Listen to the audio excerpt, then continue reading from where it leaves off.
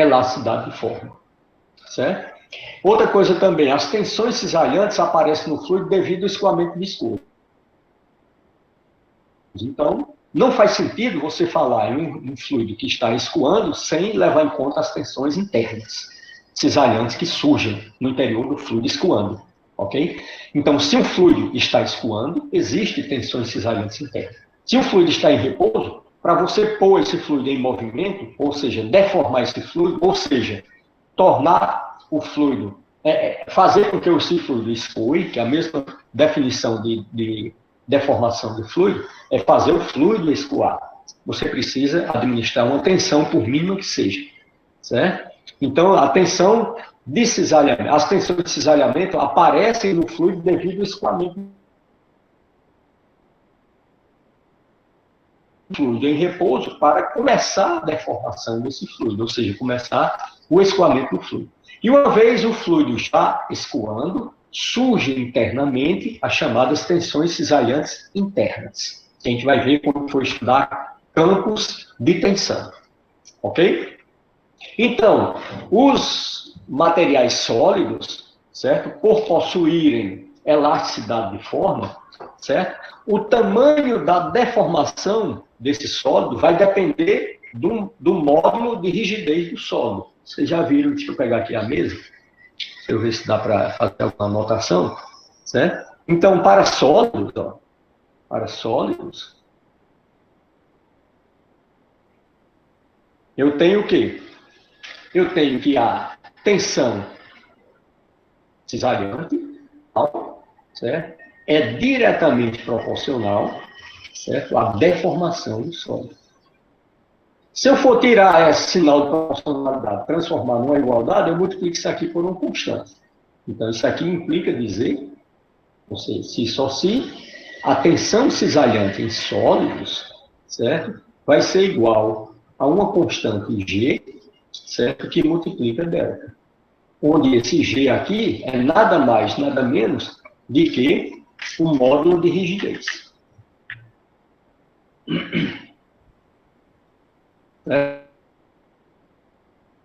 De rigidez. Ou seja, quanto maior o módulo de rigidez, mais difícil vai ser a deformação do solo. Ok? E quanto menor o módulo de rigidez, mais fácil é a deformação do solo. Certo? Então, isso é uma característica do solo. Isso se deve a essa elasticidade de forma dos sólidos. Ok? Agora, nos líquidos, por não possuírem elasticidade de forma, eu tenho outra definição, certo? Para a deformação. Opa, líquidos. Vou pegar aqui a mesa. Certo? Nos líquidos,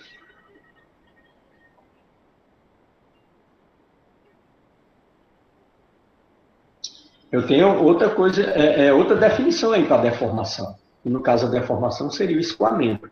Certo? Ou seja, a razão de deformação do fluido vai depender da viscosidade do fluido. Ou seja, a tensão cisalhante, que deforma o fluido, é diretamente proporcional à taxa de deformação. Certo?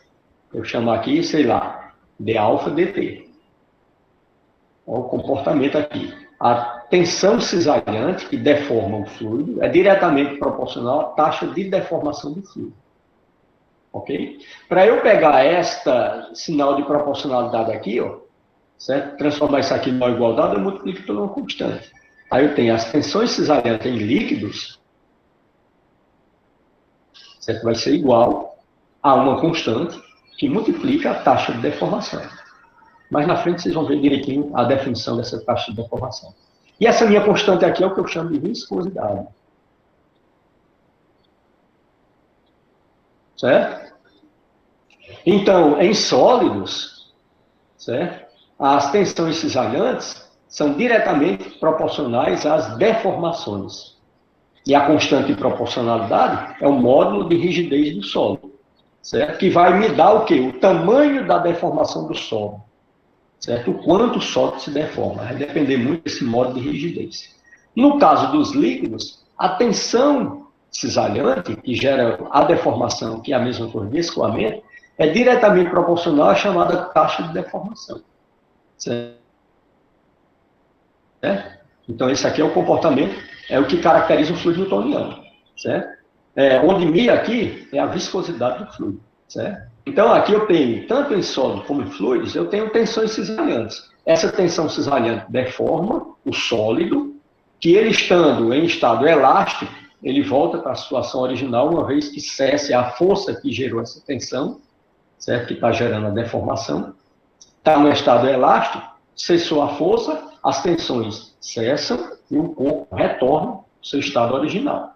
Certo? Se entrar noutra fase, que é a fase elástica, certo? Você aplicou a força, o corpo deformou, entrou na fase elástica, plástica, aliás, se você cessar a força, ele não retorna para a sua condição original, certo? Porque tem um resíduo, que ele saiu da condição elástica e entrou na situação plástica. Se você for aumentando essa força, o sólido vai deformando mais e mais e mais. Chega um momento que, se você continuar aumentando essa força, o sólido começa a se deformar tanto, certo? Que ele rompe. E antes de romper, ele entra num estado chamado de escoamento do sólido. Então, mesmo o sólido entra em escoamento. Momentos antes de romper, de acontecer o rompimento, o sólido entra numa situação de escoamento.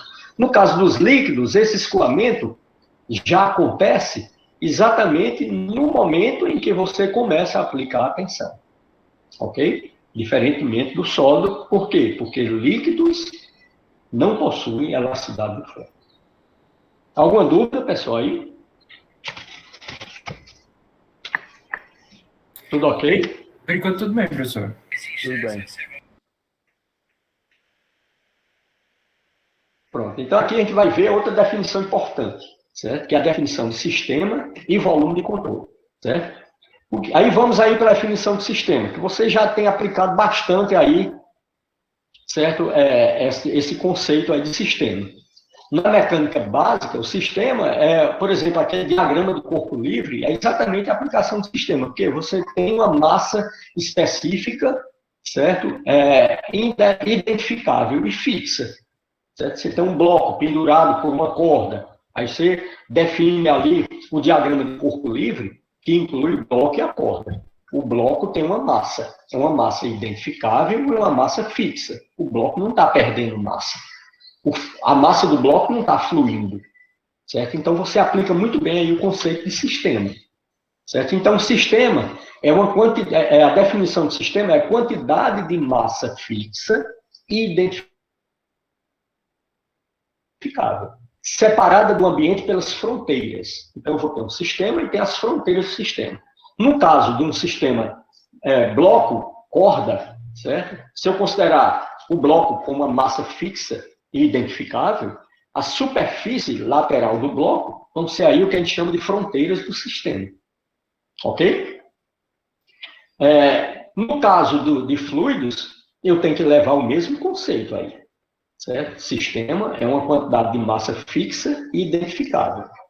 Isso significa o quê? Significa que, uma vez identificada a massa de um sistema, ela será sempre aquela massa, vai ser fixa, e por ser sempre aquela massa, ela é identificável. Ok? Quando eu estou, por exemplo, um recipiente com água dentro, um copo com água dentro, certo? Eu posso considerar, certo, o copo, a superfície do copo, certo? E o contato da água com a atmosfera como as fronteiras do meu sistema. Porque dentro daquele copo vai ter uma massa, e essa massa é fixa, e essa massa é identificável. Ok? Se eu tiver com um gás, aí é mais complicado. Se eu tiver com um gás, eu tenho que ter um ambiente hermeticamente fechado, para que a massa do interior desse ambiente ela seja fixa e seja identificável, para eu poder estar usando aí o conceito de sistema. Se tiver alguma fugazinha, e não for hermeticamente fechado, tiver alguma fugazinha que sair massa, ele deixa de ser o conceito de sistema. Ok? E pode até levar em conta o conceito de sistema. Na termodinâmica, isso chama-se de sistema aberto. E quando eu tenho um ambiente hermeticamente fechado, eu tenho um sistema fechado. Porque aqui em mecânica dos fluidos, a gente não vai usar esses termos. A gente vai usar sistema, caracterizando o sistema fechado da termodinâmica, e vamos usar volume de controle para caracterizar o que a termodinâmica chama de sistema aberto. Ok? Então, mas vamos entender melhor aí sobre esse conceito aí de sistema. Então, sistema é a quantidade de massa fixa identificada, separada do ambiente pelas fronteiras, que podem ser fixa ou móvel. Uma fronteira fixa, eu tenho um ambiente, uma lata hermeticamente fechada e dentro tem um gás. Certo? Eu vou aquecer essa lata. O que é que vai acontecer? O gás tende a expandir. Certo? Então, ele vai estar sempre aprisionado dentro do ambiente. Então, eu tenho ali o que eu chamo de fronteiras fixas. Certo? Um gás aprisionado dentro do ambiente. Certo? De tal forma que eu sei qual é a massa do gás que está dentro do ambiente e eu identifico a matéria, a massa, certo? Que constitui o gás, que está aprisionado dentro do sistema. Então, aí eu tenho um sistema de fronteira fixa. E existem também os sistemas de fronteira móvel. O sistema de fronteira móvel tem até uma aplicação clássica aí da termodinâmica, que é a questão, certo, de um recipiente hermeticamente fechado, mas com um êmbolo móvel. Isso significa que esse êmbolo pode se mover, mas a massa não vai escapar pelo êmbolo, porque ele é hermeticamente fechado. Isso significa o quê? Eu tenho um ambiente, vamos supor, com gás, aqueço, o que é que vai acontecer? O gás tende a expandir, o êmbolo de cima começa a se movimentar, certo? Aumentando o volume que contém o gás dentro. Mas como ele é móvel, ele está se movimentando, certo? E não está deixando escapar gás, a condição de sistema aí está bem classificada, está bem definida, certo? Ou seja, a massa dentro, apesar de ele estar se movendo, o êmbolo, o volume é variável, ou seja, a fronteira é móvel, certo? A massa continua fixa e identificável dentro do sistema. A massa não vai mudar. Se eu aqueço, certo? A massa permanece a mesma, mas a tendência é aumentar a pressão, o êmbolo subir. Ok? A massa é a mesma, aumentou só a pressão interna, certo? Então, o sistema é exatamente isso, definido como a quantidade de massa fixa identificável, separada do ambiente pelas fronteiras, que podem ser fixas ou móveis. Ok? Lembrando mais uma vez que na mecânica básica, aquele conceito de diagrama de corpo livre que vocês utilizaram até agora é uma aplicação direta aí do conceito de sistema. Ok? Agora, o que é o sistema, ele só não deixa, certo, escapar massa. Ou seja, a massa é fixa e identificável dentro dele. Certo? Mas muita coisa pode atravessar o sistema. Certo? Como, por exemplo, o calor pode atravessar o sistema. Certo? Então, é exatamente isso que eu falei para vocês. Eu tenho um recipiente com um êmbolo móvel. Administrei calor, as partículas se agitaram, aumenta a pressão, o êmbolo tende a subir. Ok? Como não tem escape, certo? A massa permanece fixa interna e ela é identificável. Então, o conceito de sistema está bem aplicado, mas as fronteiras são móveis, certo? Mas para que isso acontecesse, o sistema foi atravessado pelo calor, ou seja, o calor atravessou o sistema. O sistema permite também atravessar o trabalho. Então, tanto calor como trabalho, certo, conseguem atravessar o sistema. Ok, pessoal? Agora, o que não pode acontecer é que o sistema tem uma massa variável e não identificável. Ok? Para você ter uma caracterização perfeita aí, uma definição perfeita aí de sistema. Certo? Ou seja, observação, nenhuma massa cruza a fronteira do sistema, já que o sistema, no interior dele, eu tenho massa fixa e identificável. Então, nenhuma massa cruza, nem saindo, nem entrando. Isso aí torna difícil obter esta definição aí em mecânica dos fluidos, quando se trata de fluido em movimento. Vocês vão ver quando a gente for definir lá os conceitos, quando for entrar nas leis de conservação. A gente vai ter que enunciar, porque a maioria das equações, pessoal, deduzidas em física, leva em conta o conceito de sistema. Quando a gente chegar lá, nas leis de conservação, certo? Como o fluido vai estar em movimento, entrando e saindo através de uma conexão hidráulica, eu não posso levar em conta esse conceito de sistema. Logo, eu vou fazer o quê? Antes da gente entrar nisso aí, a gente vai deduzir a equação, certo? Que utiliza o conceito de sistema, que é a equação clássica utilizada lá na física, certo? Logo em seguida, a gente vai reescrever essa mesma equação, considerando o conceito aí de volume de controle, para poder a gente fazer a aplicação. E a gente podia aplicar até o conceito de sistema, mas ficaria muito complexo, certo? E com volume de controle, vocês vão ver que a solução é rápida e bastante fácil, ok? Então, exatamente nessa observação, nenhuma massa cruza a fronteira do sistema. Então, se eu tenho uma tubulação e eu quero analisar o que está acontecendo numa conexão, e tem um fluido entrando e saindo pela conexão, e está gerando força, gerando momento, uma série de confusão lá naquela conexão, eu não posso levar em conta o conceito de sistema puramente. Eu posso até levar, mas complicaria muito a minha análise. Mas com o conceito de volume de controle, não. Torna bem mais simples. Então, eu tenho que reescrever as equações já deduzidas e conhecidas até agora, certo? Que foram deduzidas levando em conta o conceito de sistema, eu tenho que reescrevê-las, certo? Levando em conta aí o conceito de volume de controle. Ok? Aqui eu tenho as partículas em movimento. Aqui eu tenho aquele exemplo da termodinâmica, certo? Então, aqui eu tenho um recipiente hermeticamente fechado com um êmbolo móvel. E aqui eu tenho calor sendo administrado aqui. Então, isso aqui é o meu sistema. Por quê? Porque a massa, certo, fixa. Então, a massa aqui dentro é fixa, é conhecida.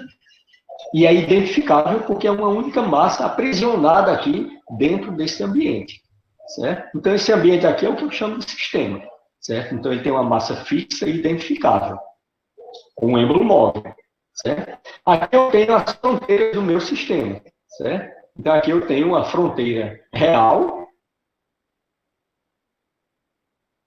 certo? Então, a fronteira real do meu sistema, esse pontilhado aqui, que coincide com a própria estrutura do meu recipiente, estrutura física, aqui é a minha fronteira real, certo? E aqui eu vou ter a minha fronteira móvel.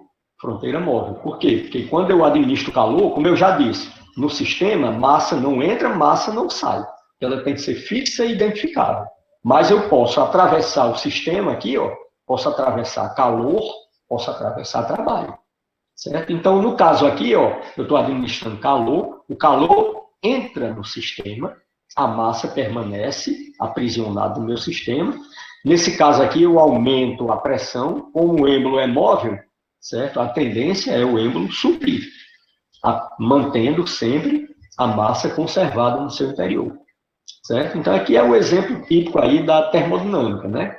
De um êmbolo móvel com um gás, certo? Um vapor de alguma coisa, no caso aqui dessa figura é um vapor de água, certo? Onde está recebendo o calor, está variando a pressão e o êmbolo móvel está reagindo, ok? Então aqui eu tenho a minha fronteira imaginária que coincide com a fronteira real, que é a própria estrutura, certo? E aqui eu tenho a minha fronteira móvel, que coincide aqui com a parte interna aqui, a minha fronteira do êmbolo também, que é real, né? Só que ele é móvel, certo? Logo, esse volume aqui é variável, apesar da massa manter-se constante. Definição do sistema muito bem aplicado nesse caso aqui, ok? No outro caso aqui, eu tenho o volume de controle. Diferentemente do sistema, o volume de controle vai ser um volume arbitrário no espaço, certo? Através do qual o fluido vai escoar, certo? Então, isso aqui é o meu volume de controle, certo? Diferentemente do sistema, onde a massa é conservada, o volume de controle você vai arbitrar um volume qualquer, certo? No espaço, certo? E vai analisar massa que entra e sai desse volume, ok? Então, isso aí é muito bom para aplicação aí no caso de fluido em movimento, certo? A gente vai analisar, principalmente nas aplicações lá das leis de conservação. Vocês vão ver quando a gente chegar lá. Ok? Observação, a superfície de controle, no caso aqui eu tenho um sistema, certo? Com fronteiras. Eu posso ter fronteiras fixas ou móveis. E aqui eu vou ter um volume de controle, cuja fronteira do volume de controle é o que a gente chama de superfície de controle. Ok? Então, a superfície de controle é a fronteira geométrica do volume de controle. Então, o volume de controle você pode ter até um rio passando e você definir um volume arbitrário no interior do rio e dizer, não me interessa o fluxo fora desta região imaginária. Vai me interessar o que é que está acontecendo nas fronteiras da minha região imaginária e no interior da minha região imaginária.